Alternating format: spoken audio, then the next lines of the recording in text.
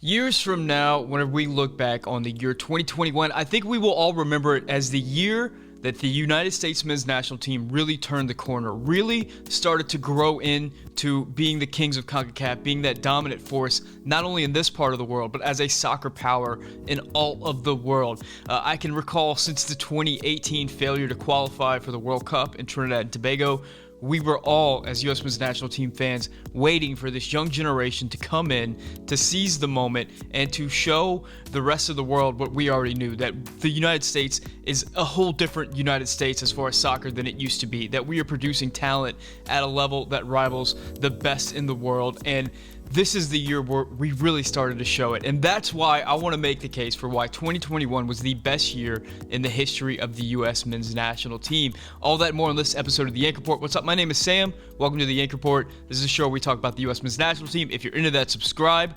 Let's start with January. So January of 2021 sort of picked up right where 2020 left off. In 2020, we started first seeing a lot of moves for young players in MLS over to clubs in Europe. And this was significant because it wasn't just the 23-year-old players that had been dominating MLS for a number of years that were getting moves. These were young players that had really yet to establish themselves in MLS, or at least were very young, making big transfers over to Europe. And we got two in January. The first was Mark McKenzie, who made his move over to Genk in Belgium. And the second, and probably the more significant one for the U.S. men's national team purposes, was Brenden Aaronson, who got his move over to RB Salzburg.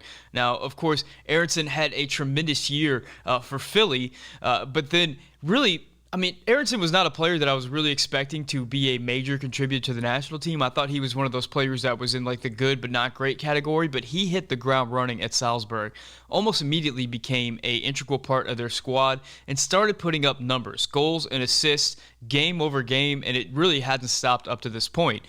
Here we are a year later, and there's a lot of rumors that Brenden Aaronson, after only a year in Salzburg, could be leaving Salzburg, maybe in this transfer window, maybe in the next one, to a big Champions League, big-time top-5 league club. That's pretty impressive and was just a sign of things to come for the U.S. men's national team. In February, we got news that a lot of U.S. men's national team fans had been hoping for a long time. Chris Richards officially got his loan move over to Hoffenheim. Now, Richards has been long regarded as the U.S. men's national team's top prospect and center back. He's long been regarded as a center back that could be one of the best center backs that we've ever had in the history of the program. The thing is, at Bayern Munich, he just was not getting the playing time. He was getting minutes here or there, but in February of 2021, he finally gets that loan move over to Hoffenheim, and he really starts playing right away. He starts becoming a large contributor to that squad, so much so that at the end of the season and in the summer, he gets another loan move over to Hoffenheim, where he's currently playing today.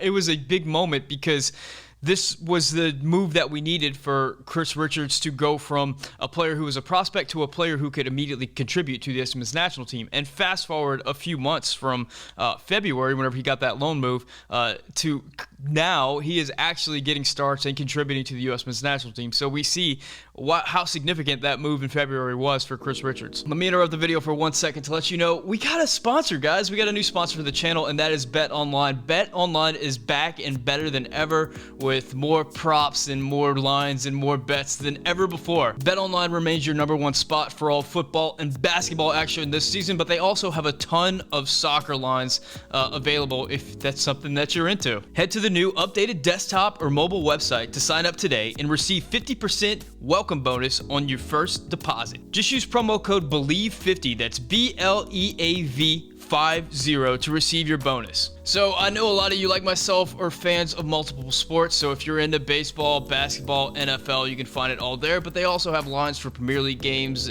Serie A games, Spanish Premier Division games, Champions League games, whatever. The whole world of European soccer is available to you at BetOnline. BetOnline is the fastest and easiest way to bet on all your favorite sports. BetOnline, where the game starts. In March, we get some really big news. Some news that I think puts a smile on the face of every U.S. men's national team fan. First of all, Weston McKennie signs a big extension for Juventus. It ends up being a $18.5 million purchase option plus $6.5 million in potential bonuses on a 4-year contract. If you remember, his move over to Juventus was a bit tentative.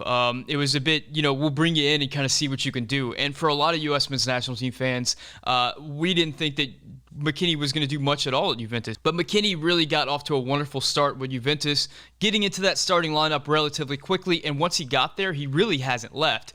He's been a mainstay for some of the club's biggest games. Of course, we'll all remember that bicycle kick against Barcelona. But he's been a major contributor for the team, whether it's been Champions League games or big games in Serie A. And despite the fact that Juventus is not playing well at the moment, McKennie has been one of their best players out there, game in, game out.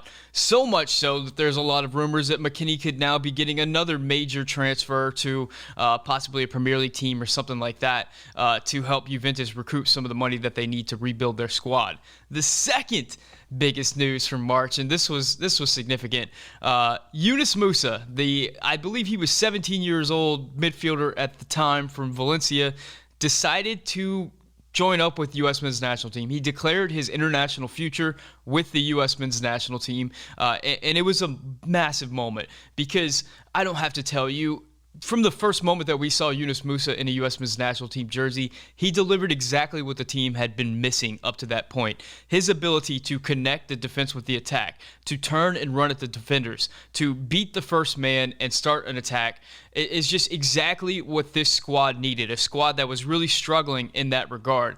He has been a massive shot in the arm to the midfield. He has become so integral to this midfield that we are questioning at this point, how do we replace Musa? How do we replace the MMA midfield whenever one of those players is not available? It all started not too long ago in March. Fast forward to May, and we have one of the most significant moments in the history of American soccer. Christian Pulisic, the man who's been carrying the banner for U.S. soccer in Europe since he was 17 years old, becomes the first American to play in the Champions League final. Not only that, he and his squad, Chelsea, go on and win the whole thing. And after the game, to see Christian Pulisic waving the American flag on the field, to have him wearing his U.S. men's national team sweater and have his parents there, and just really staking that claim for America in the biggest game in world club soccer was just absolutely tremendous. It really put the American flag in the center of the field and said U.S. soccer has absolutely arrived, that Americans can produce players that can play at the absolute highest levels of the game, and American soccer is here to stay. One of my favorite moments of all time from U.S. soccer, and one of the biggest moments in the history of the sport for this country. About a week after that Champions League final game, Christian Pulisic gets on a plane and he flies to Denver, where the U.S. men's national team are meeting Mexico in the Nations League final. A game that maybe in time has we've kind of forgotten about the significance of it, but let me paint a picture for you right now. This young generation of Americans had not had a lot of time together. We had not seen a really great game from that group, and we were still trying to figure out who the group was at that point. Mexico was coming in with a very veteran squad, and Mexico had been hearing the chatter about how great this young generation of Americans was for the last year, and they were very eager to put their cleats on our throats and remind us that they were still the big boys in town. The U.S. go out there with a squad that, if you look at that squad on paper today, it's not a squad that you would really want starting in a World Cup qualifier or something like that. There's more talented players that have come available at this point. However, the U.S. goes into that game and wins one of the most contentious and one of the best soccer games that I've ever seen. It had absolutely everything from red cards for coaches. Really, the first time we saw this young group of players come in and stake their claim as the best players in CONCACAF, the best nation in CONCACAF. These were not just a group of young players with a lot of potential.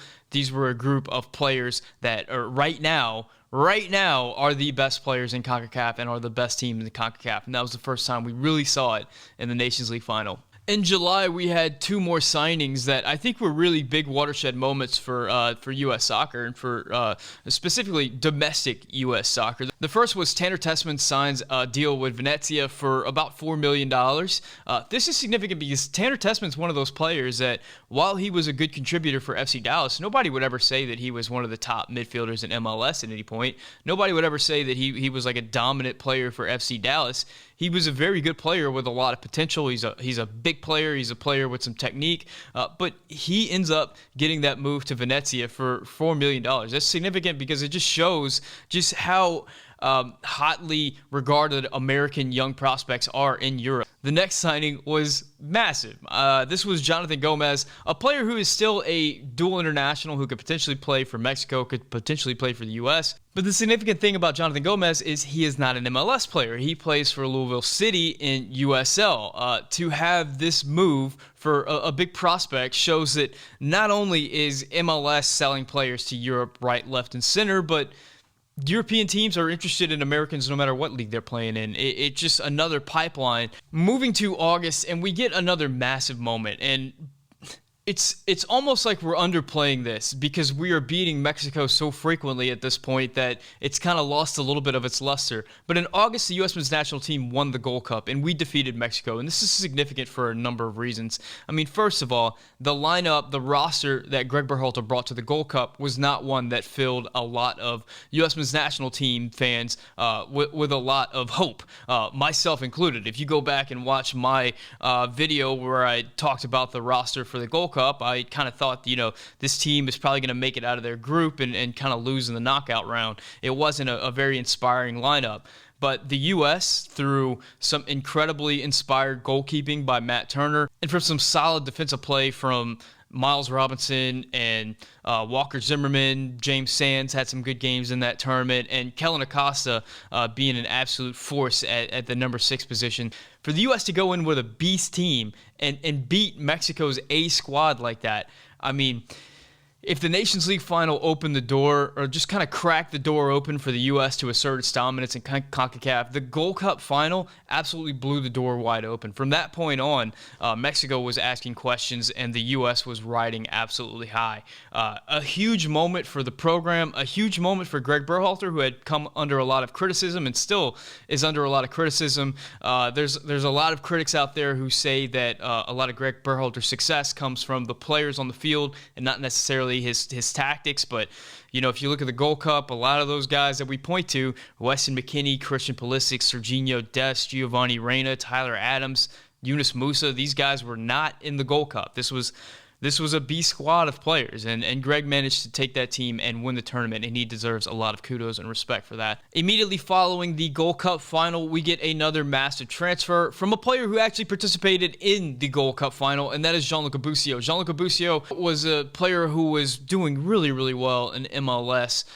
for Kansas City, and it was big rumors that he could be going all over the place. He was connected to a lot of teams in Italy, and he finally puts ink to paper and signs for Venezia. He joins Tanner Tessman in the transfer window, which is kind of massive. 2 Americans going to the same team in a top flight league in Europe in the same transfer window is a big deal. But I think to even make it a bigger deal is the fact that Busio kind of jumped right into that squad and started playing for them immediately and has been a major contributor, has racked up a ton of Serie A minutes for Venezia, and it's been a wonderful transfer all the way around.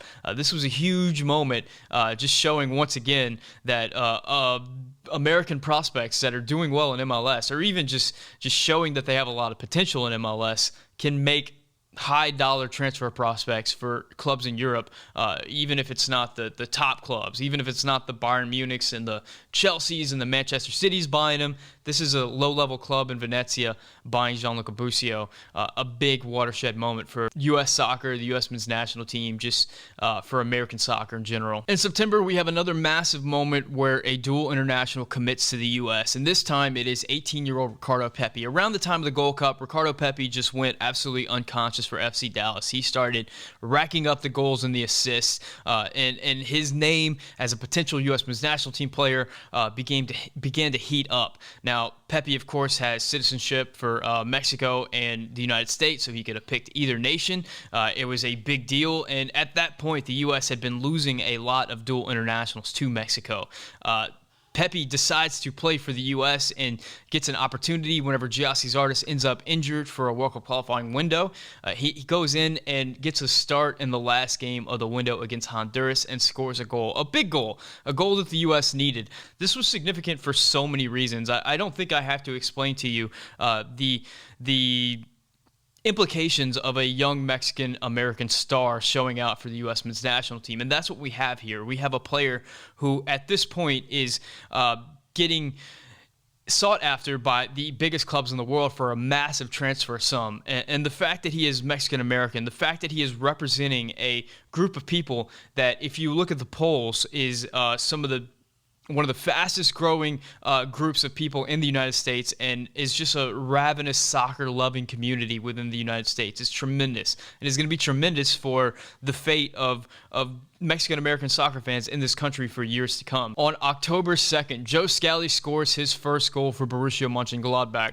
Joe Scally, up to that point, had been an absolute revelation for U.S. men's national team players, a player that seemingly came out of nowhere. He had an inauspicious transfer over to Borussia Mönchengladbach earlier that year, and due to circumstance, finds himself in a position where there's a couple of injuries, and he's thrown right into the starting lineup. And to the surprise of, I guess, just about everyone, plays really, really well. Really, really well. So well, as the injured players have come back into the squad, Joe Scally remains a fixture for Borussia Mönchengladbach. Joe Scally has not, at this point, made his debut for the U.S. men's national team, but I think the significance of Joe Scally putting together one of the most consistent and best starts to the European season this year for any American international, regardless of club or age or anything like that, is absolutely tremendous. Joe Scally is still a teenager. Joe Scally has a lot of soccer ahead of him, and I have a feeling that Joe Scally is going to be a big contributor to the back half of World Cup qualifying as we move forward. On November 12th, and it's deja vu all over again, the U.S. men's national team faces off against Mexico in an absolutely important World Cup qualifier, and they win. And they don't just win. They get that famous 2-0 scoreline, and they dominate the Mexican national team in a way that I've never seen a U.S. men's national team dominate any top opponent like that. The U.S., up to that point, the U.S. had never had 3 victories over El Tri in a calendar year. And up to that point, you know, the Nations League win was great, and the Gold Cup win was great, but World Cup qualifying is really what's important. World Cup qualifying determines who's going to go to the World Cup, and World Cup qualifying is, if you want to stake a claim as the king of CONCACAF, that's where you got to show up, and you got to show up at home. The U.S. went into Cincinnati and faced off against, albeit an aging Mexican national team, albeit a Mexican national team with some injuries to their center backs. They really went in and for 90 minutes just dominated, just had their way. The MMA midfield was absolutely tremendous, and from top to bottom, one of my favorite 90 minutes of soccer that I've gotten to watch in 2021. We move into December, and I think we really have saved the best for last, because we have some absolute monumental things that have occurred in December.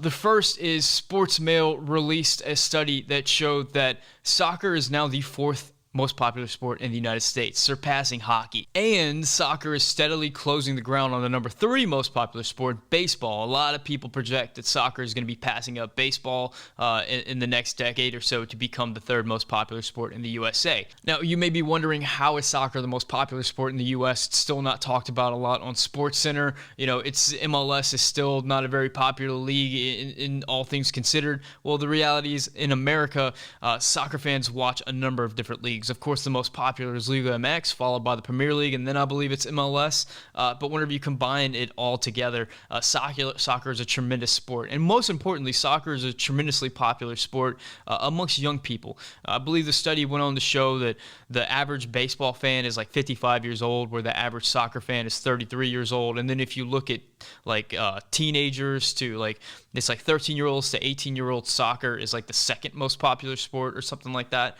And it's steadily gaining while some of these other sports are falling off a bit. It really speaks to the future of sports, and really the future of any sport is going to come down to money. And I know it's something that a lot of people don't like to talk about, but one of the things that's holding MLS, if we're bringing it back to MLS back, is that TV deal. It's not on for very much money, and that affects everything across the board for MLS, from the salaries to the marketing to absolutely everything.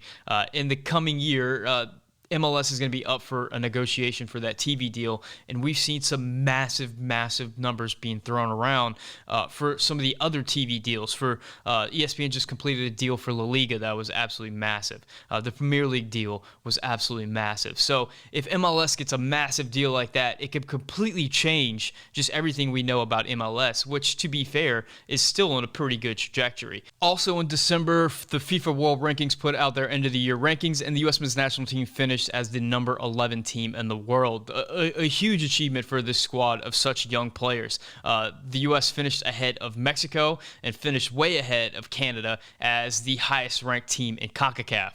Now, the U.S. does need to crack into that top 10 and really have a great 2021 if they want to have some implications for that world ranking to impact their draw in the World Cup. However, it's just another thing that shows the progress that this country has made in soccer, and also the respect this country has gained on the international stage in soccer. And I'll leave you with the final stats. The U.S. finished the year with the most wins ever for U.S. men's national team with 17 wins. In 2021, we played 22 games. We had 17 wins. We had 2 losses, and we had 3 draws. And one of those losses was in World Cup qualifying to Panama. The other was to Switzerland in a friendly, a Switzerland team that went on to have a phenomenal run in the Euro.